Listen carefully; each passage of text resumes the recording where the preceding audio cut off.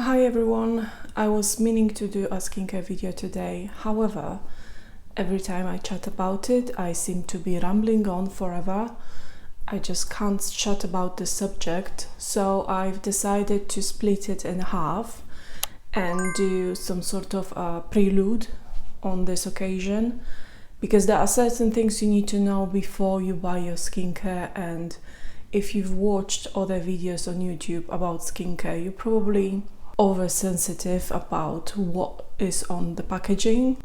This video is by no means to tell you what to do and what not to do. It's simply to give you an other perspective so that you can make more informed decisions when purchasing your skincare. First thing I will mention is that no two people are the same. Even identical twins have different skin, different needs. You will find that in your family you'll have skin very similar to somebody else. However, with skincare, like with everything, something may work for one person and not work for the other, and it doesn't mean it's a bad skincare, it just means it's not best suited for the other person. So don't get discouraged just because, I don't know, your mom is using something and it works great on her and it doesn't work on you, even though your skin type is similar.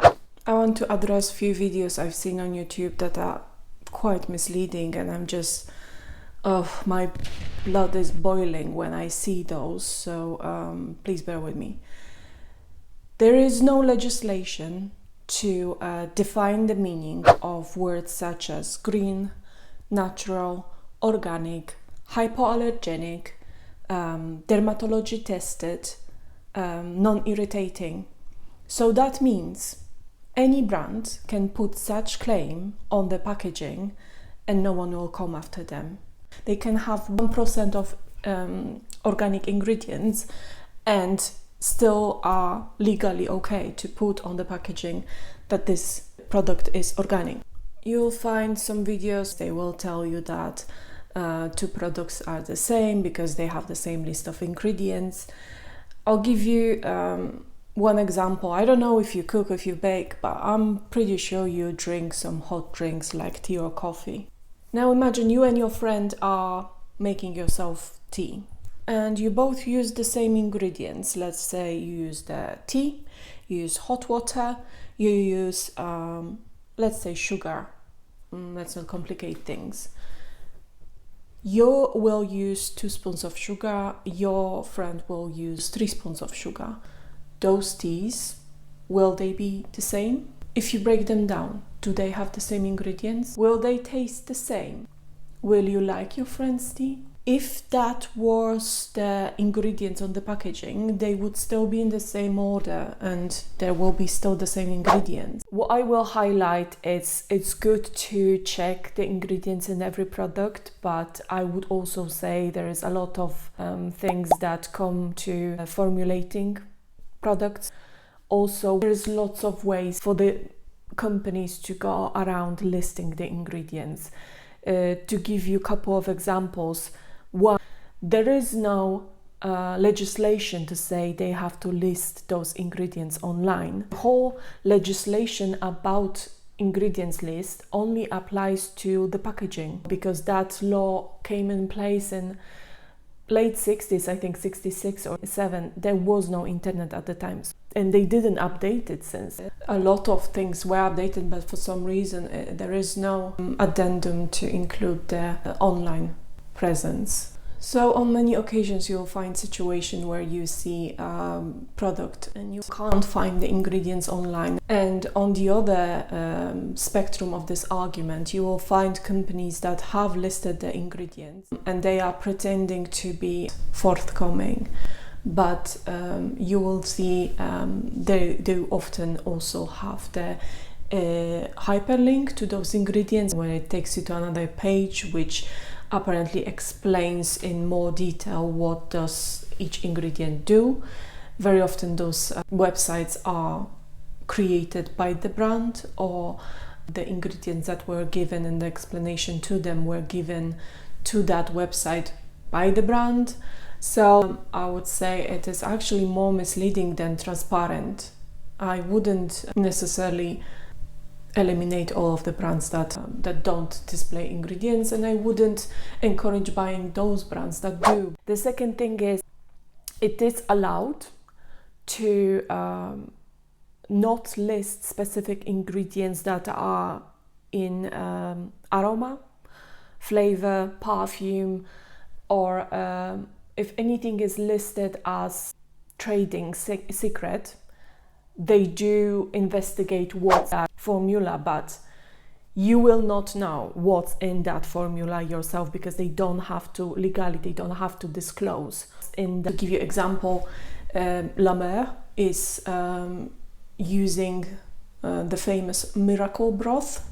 So just don't drive yourself crazy. You will have to test everything. I suggest using, if you have opportunity to get samples,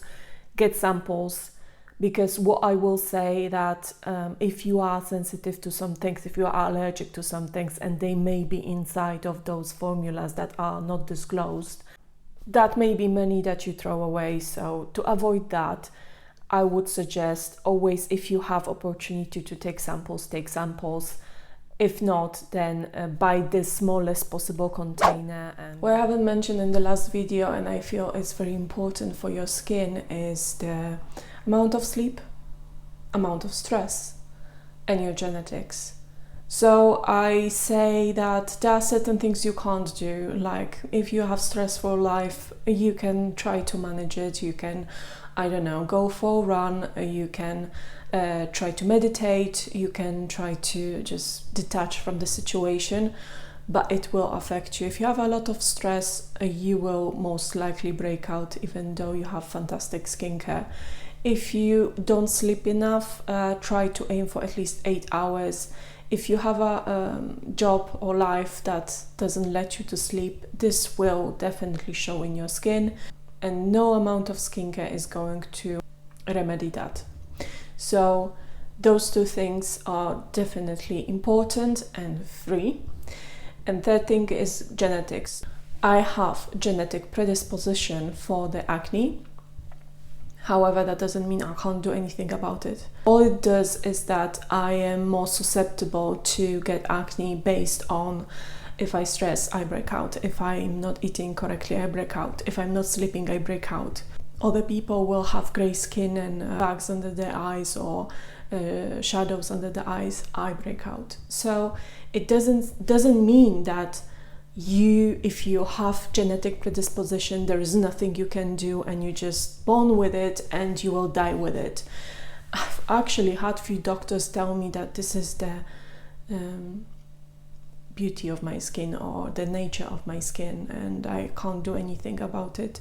I don't agree. There have been many times when I had absolutely no problems with my skin, when there were short periods because I'm not consistent, but if I'm consistent, I could have no breakouts despite my genes.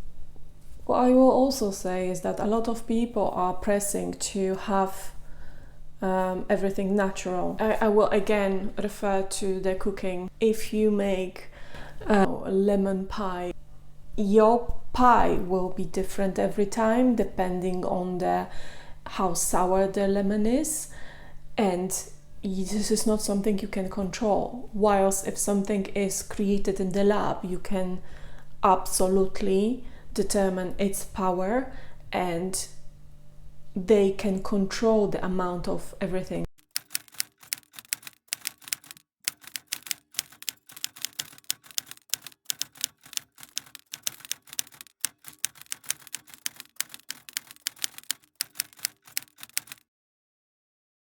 Everybody is like aiming for natural. The most toxic products are natural, like arsenic or cyanide.